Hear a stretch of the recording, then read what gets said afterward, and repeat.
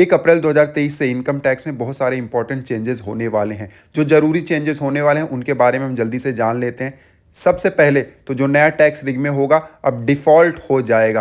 पहले पुराना वाला डिफ़ॉल्ट में आता था, नए वाले को हम चुन सकते थे। अब नया वाला डिफ़ॉल्ट में आएगा, पुराने वाले को हम चूज़ कर सकते हैं फ़िलहाल के लिए। नए टैक्स सिस्टम में बहुत सारे बदलाव किए गए हैं। एक और इम्पॉर्टेंट चेंज किया गया है, जो बेसिक एग्जम्पशन लिमिट था 2.5 लाख से बढ़ाकर उसको 3 लाख कर दिया गया है।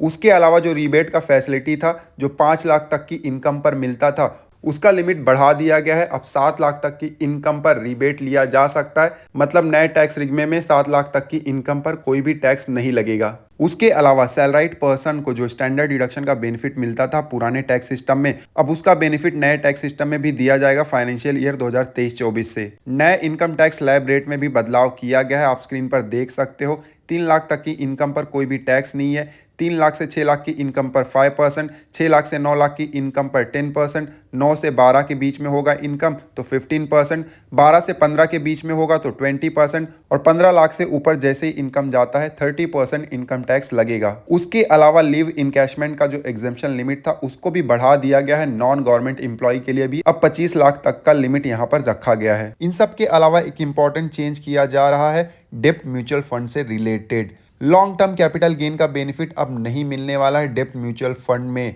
जो भी गेन होगा उसको शॉर्ट टर्म कैपिटल गेन ही ट्रीट किया जाएगा और उस तरीके से उसके ऊपर टैक्स लगेगा।